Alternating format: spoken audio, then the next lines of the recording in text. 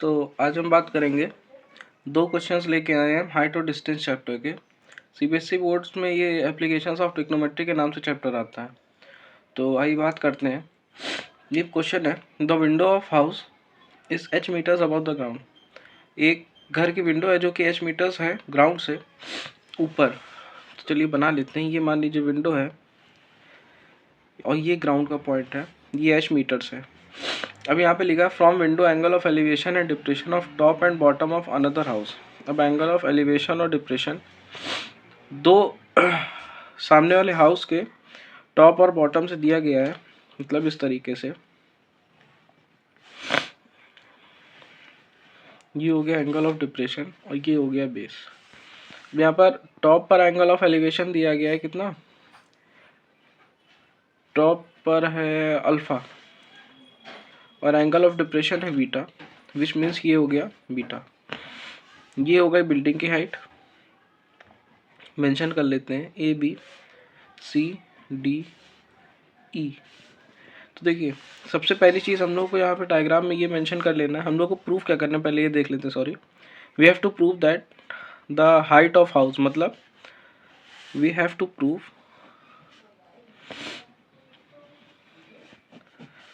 height of the house, that is AC equals to h1 plus tan alpha tan beta।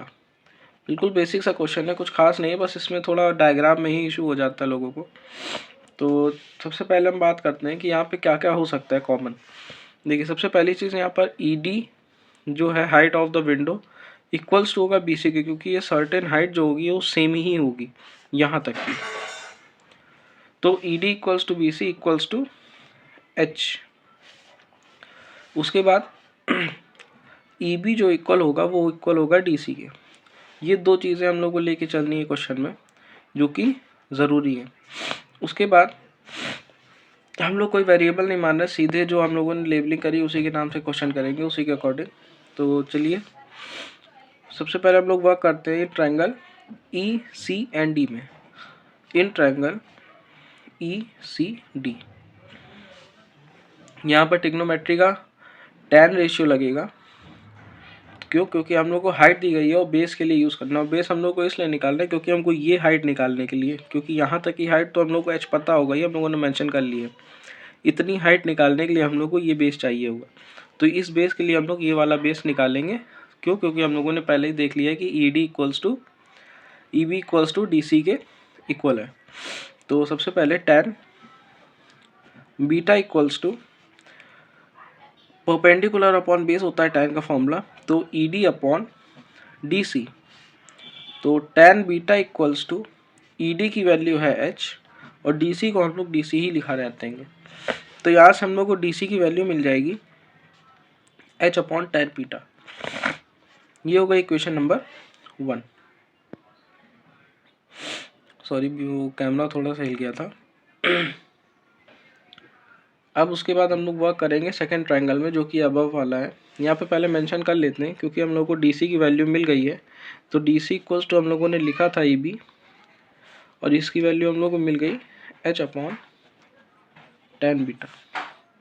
इसको याद रखिएगा। अब in triangle AEB, ये ध्यान रखिए कि जो E है जहाँ पर हम लोगों ने एंगल को यूज़ करा है वो वेरिएबल बीच में ही रहेगा, क्योंकि इससे मार्क्स कट सकते हैं। इन ट्रायंगल AEB फिर से tan का ही रेशियो लगाएंगे, tan alpha equals to AB upon EB, AB upon EB। तो tan अल्फा, EB की वैल्यू हम लोगों को पता है, AB EB को हम लोग पहले क्रॉस मल्टीप्लाई कर लेते हैं ताकि कोई इशू ना हो। तो यहाँ से AB की वैल्यू आ गई h upon tan beta and tan alpha. ये हो गई इक्वेशन नंबर 2। अब for the height of house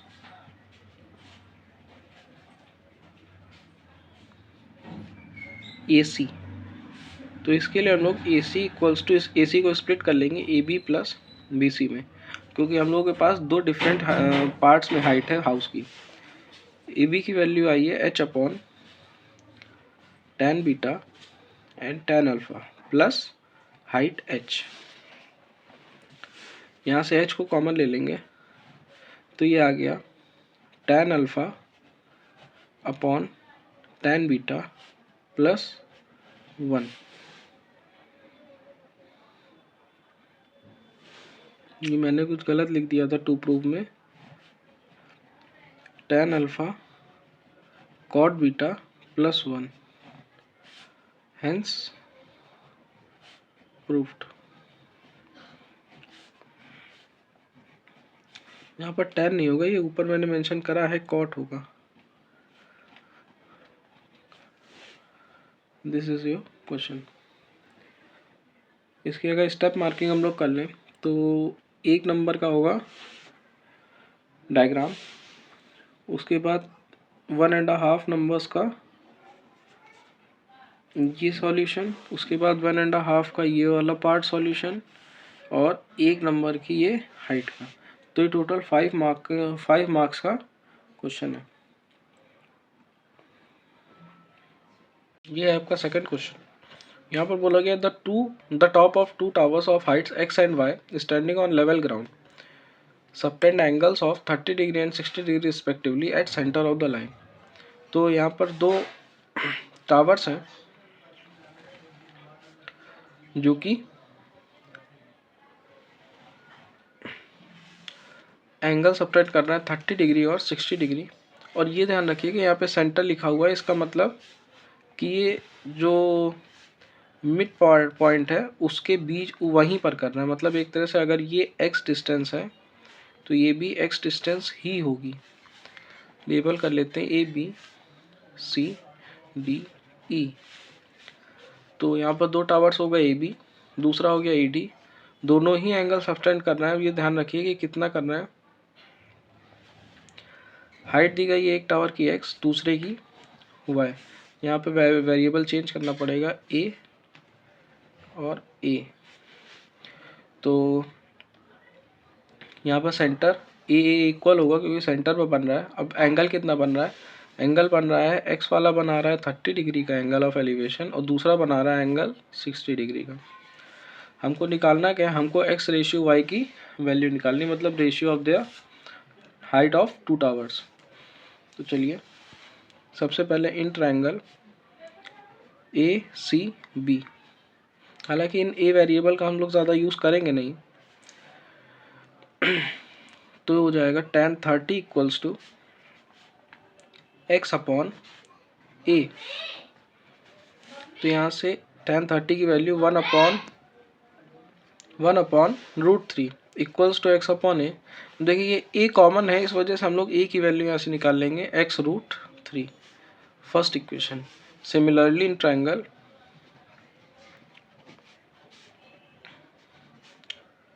ECD, तो ये हो गया tan 60 equals to y upon a।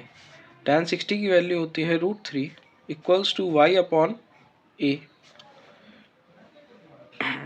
तो यहाँ से फिर से a की वैल्यू निकाल लेंगे y बाय √3, इक्वेशन 2। देखिए दोनों इक्वेशन 1 और इक्वेशन 2 हमारी a की वैल्यू है, तो हम लोग इसको कर देंगे